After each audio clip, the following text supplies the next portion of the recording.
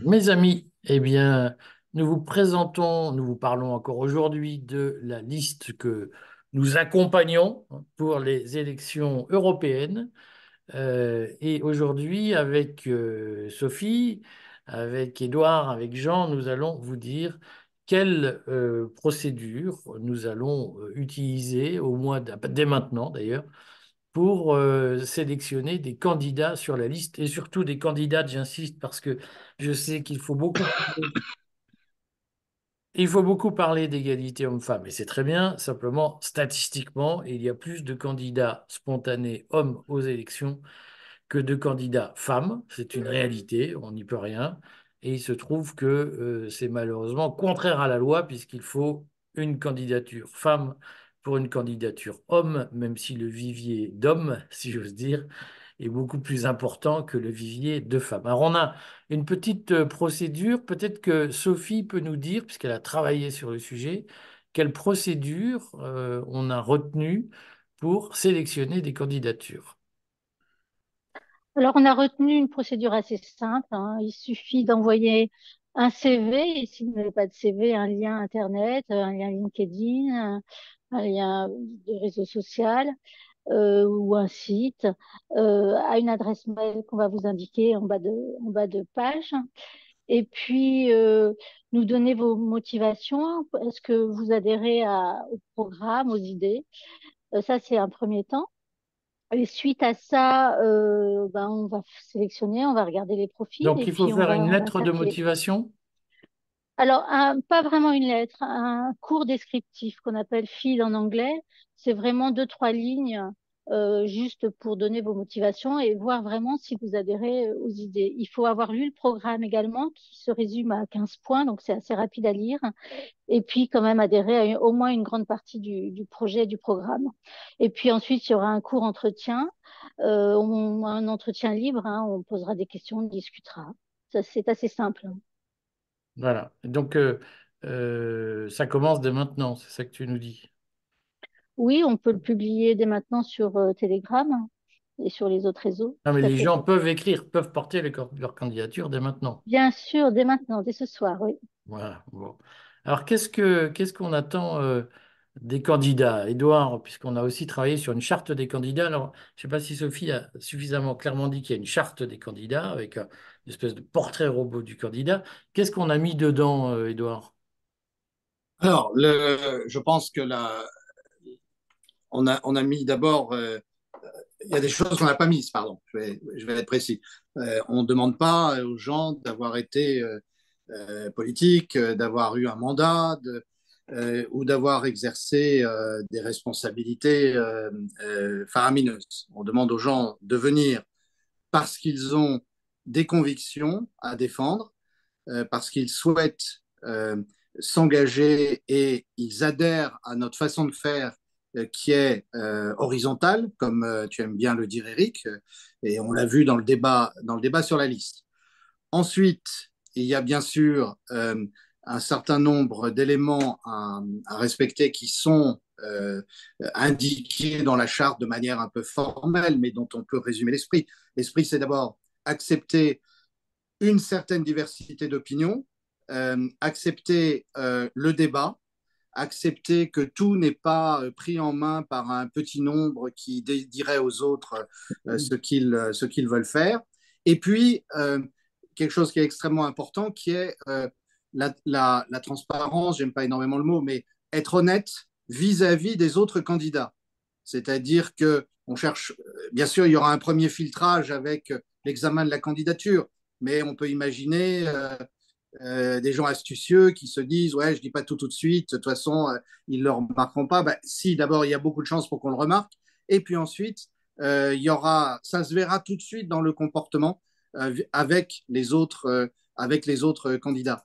Surtout que il n'y aura pas l'idée que il y a celui qui sera Prums et puis celui qui sera plus loin dans la liste, etc. Non, tout ça va se construire et va se construire de manière horizontale. Alors donc moi, je me permets d'insister pour dire que ce qu'on cherche, c'est des candidats qui ont un esprit horizontal, c'est-à-dire que ceux qui viennent troller, qui viennent tirer la couverture à eux, qui viennent monopoliser la parole, qui viennent polémiquer interminablement sur des sujets qui ne sont pas d'intérêt général.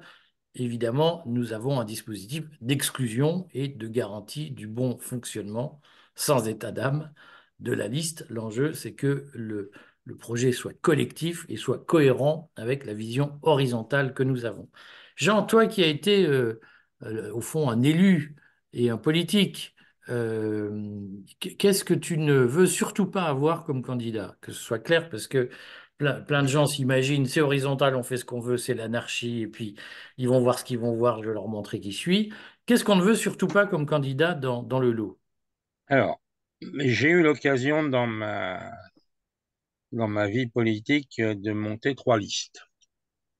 2 listes au niveau municipal et puis une liste au niveau régional.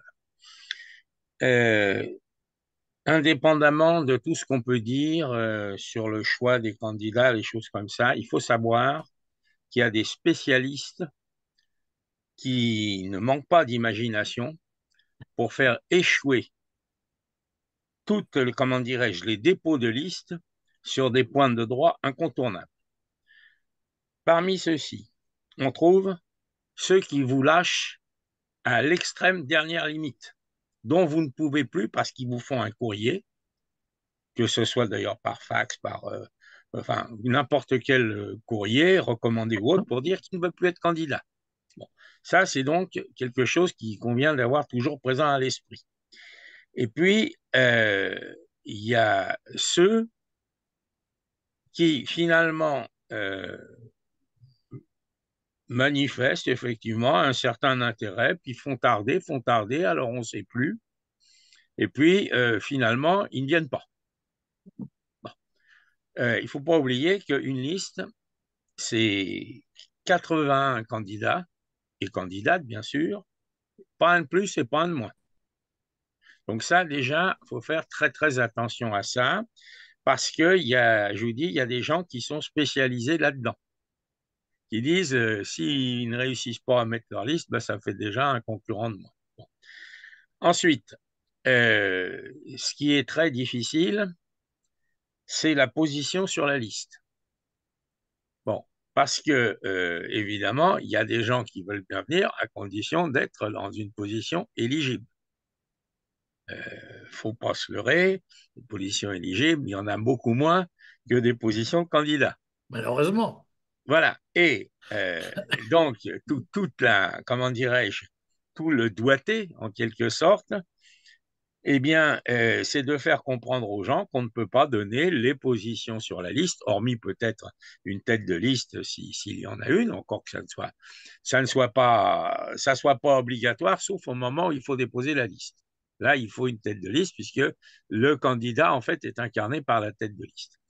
Et donc, tout ça fait que il faut être extrêmement strict sur le langage.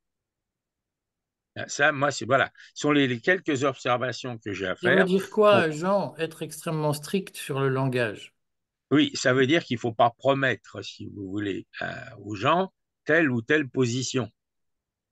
Voilà. Il faut dire, la liste, c'est un bloc. Certains d'entre nous seront élus, peut-être d'ailleurs, on n'en sait rien. Mais il ne faut pas promettre une position éligible pour s'assurer du concours ou de la présence de telle ou telle personne. Voilà ce que je veux dire. Bon. Alors moi, ce que je retiens de ce que tu dis, mais on va peut-être refaire un tour pour être bien clair, c'est qu'effectivement, tu nous dis, il y a des gens, on n'est plus dans le monde des bisounours où les gens militent de façon désintéressée pour le bien commun et on va tous s'aimer, tous se faire des bisous. Il y a des torpilleurs professionnels. Euh, ça répond souvent à une forme de tempérament d'ailleurs, parce qu'il y a des gens qui ont du mal à passer à l'acte. On le sait tous, qui font plein de promesses et généralement plus ils font de promesses et plus ils ont du mal à les délivrer. Mais il y a aussi des gens qui sont envoyés par d'autres pour torpiller l'exercice. Donc comment on fait pour barrer ces gens-là? Qu'est-ce qui est prévu, Sophie, pour désamorcer ces manœuvres de coulisses? Pas beaucoup d'intuition, donc c'est pour ça on a prévu un long rendez-vous d'au moins 1 heure et de poser des questions. Après, je pense qu'on le détectera pas forcément là au tout début, donc en 2, 3 séances, on le détectera par des mots-clés qui reviendront, par des mauvaises directions, par des empêcheurs de travailler. Ça, c'est la plupart du temps, ce sont des empêcheurs de travailler. Ils nous ralentissent. Donc voilà, on le verra plus par expérience ou intuition. Alors, Edouard, qu'est-ce qu'on fait, nous, d'habitude, puisque au fond, on a une pratique, qu'est-ce qu'on fait vis-à-vis des gens qui ralentissent les autres avec manifestement, bon, il y a des gens qui se posent des questions et c'est normal qu'ils les expriment et c'est normal et qui attendent des réponses et c'est normal qu'ils les aient. Maintenant, il y a des gens qui trouvent toujours les questions, la petite bête, la question tordue, et c'est toujours les mêmes qui en plus polluent à un moment donné, saturent le débat avec ce côté tout est compliqué, etc. Qu'est-ce qu'on fait d'habitude, Edouard, pour les écarter? Bah, je vais prendre l'exemple de comment on a fonctionné pour l'élaboration du programme, Mhm. puisque le processus était similaire en partie. Les gens étaient volontaires et certains étaient appelés à se proposer pour travailler plus s'ils le voulaient. Euh, et je crois qu'à partir de là, prenons l'exemple qu'on a déjà évoqué de quelqu'un qui nous disait, ah oui, mais si vous n'êtes pas pour le Frexit, moi, ça me convient pas. Bon, bah, voilà, il y a Ça ne veut pas différentes dire façons qu'on de le est dire. contre le Frexit, Edouard, précisons-le. Exactement, Mais ça veut exactement. dire qu'on ne le met pas en avant tout de suite. On, on est quelqu'un qui ne voulait pas comprendre qu'il y avait une diversité d'opinions, non pas sur le principe, mais sur les modalités de révision fondamentale de notre relation à l'Union européenne. Bon, il y a des fois où on a été obligé d'exclure des gens du débat. Il y a des fois où il a fallu que je mette par mail au point les choses. Par exemple, un candidat qui envoie un programme tout fait et qui dit bah, c'est ça, voilà, prenez mon programme. Ben, oui, monsieur, mais enfin, il y en a 999 autres qui débattent, ou 998 si je m'exclus du comptage. Bon, etc., etc. Donc, je pense qu'il y a ça. Ensuite, je crois qu'il y a deux façons de faire qui se succèdent. La première, c'est de dire nous avançons, nous avons tenu compte de vos remarques, mais nous avançons. Et si la personne continue à protester, à ce moment-là, on lui explique qu'elle elle ne peut pas rester dans le groupe. Je crois qu'effectivement, il ne faut pas, quand on dit que ce n'est pas les bisounours, euh, autant il doit y avoir une ouverture d'esprit, une diversité d'opinions, en particulier sur les modalités de la mise en cause des actuelles institutions européennes, autant quelqu'un qui ne comprend pas quand on lui demande de respecter les règles du jeu, la charte du candidat, à ce moment-là, il est tout à fait normal de dire, monsieur, allez voir une autre liste si vous trouvez une liste qui répond mieux à vos desiderata. Jean, qu'est-ce que tu donnes comme conseil pour éviter les crises? Mais enfin, on est tous d'accord pour les raisons que tu as dites, c'est que tout le monde s'imagine être bientôt élu voilà, que le sale boulot va être fait par les autres et que on connaît tout ça. Comment on fait pour gérer avec le minimum de crises, même si on sait que les crises arrivent forcément? Comment on fait pour limiter les crises? Alors, il y a, à mon avis, une précaution assez élémentaire qui est de fixer en fait le nombre de candidats que nous allons pouvoir présenter. Et il faut aller, à mon avis, assez nettement au-dessus de 81. Pour vous donner un ordre de grandeur, la liste pour les régionales de mémoire, c'était 93 candidats et on en avait en portefeuille jusqu'à 105. Voilà. C'est-à-dire qu'on avait prévu en gros un 10-15% au cas où, parce que ça ne peut se produire qu'à l'extrême moment. Or, compte tenu du parcours administratif qu'il faut faire, hein, parce que je crois qu'il faut justifier qu'on est inscrit sur une liste électorale, il me semble. Enfin, là, Oui, je parle un petit peu de de mémoire, oui. mémoire, mais il faudrait peut-être que les textes ont été modifiés. Bon, il y a peut-être une attestation de domicile à fournir. Hein, enfin bref, il y a un petit parcours administratif qu'il vaut mieux avoir fait quelques jours à l'avance. Bon, et en même temps, il faut aussi faire attention parce que souvent les gens se portent candidats, mais euh, parce que ça leur a un peu échappé, ils n'ont pas les conditions prérequises pour pouvoir faire acte de candidature. Donc ça, il faudra y être très vigilant au départ. Bon, ensuite, il y a pas de règle parce que quelqu'un, vous savez, bon, le propre de l'homme, c'est un peu le mensonge et il peut dire ce qu'il a envie de dire. Hein, on n'a pas de. Alors, si effectivement il y a des gens qui se connaissent entre eux, mais là, si vous voulez, sur une liste nationale, la probabilité, alors que ça peut assez facilement se produire sur une liste municipale, sur une liste nationale, le fait que les gens se connaissent entre eux, je dirais, minime. Hein. Donc après, comme disait Sophie, bah, c'est un peu du feeling. Hein. Voilà. Bon, eh bien écoutez, mes amis, voilà, il y a l'adresse en dessous, mais est-ce qu'on peut la redire? C'est de mémoire PNEM candidature? Non, pnen-cv, arrobas Comme.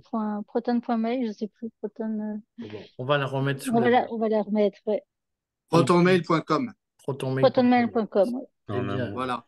Si je peux, Tiré Eric, du 6, hein. vas-y, Edouard. juste une chose, parce que c'est vrai que nous avons envisagé là les obstacles, mais évidemment, ce dont nous parlons, ça sera peut-être 10-15% des cas sur les candidats que nous recevrons. Il Peut-être faut moins, encourager tous peut-être les moins. autres, peut-être moins, et il faut encourager tous les autres et dire que c'est d'abord une aventure positive à vivre ensemble selon le principe d'une liste citoyenne que nous défendons depuis le départ. Et dont le Je nom suis sera. complètement d'accord avec vous, Édouard.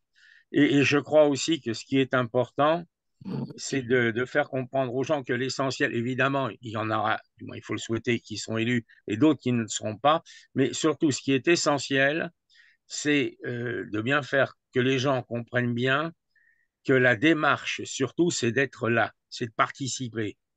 Et parce qu'en participant, on peut exprimer une opération, comment dirais-je, une opinion globale. Et à la limite, c'est justement le pourcentage grandissant de ces opinions qui feront que les choses deviendront possibles. Moi, c'est la vision que j'ai toujours eue hein, dans les scrutins.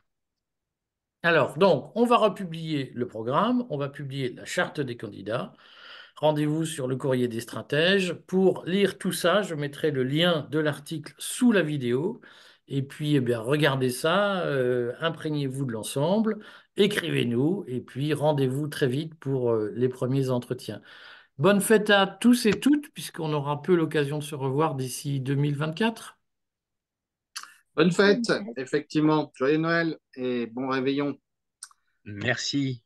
Bonne fête de fin d'année à tous. À bientôt. À bientôt. Pareillement. À bientôt.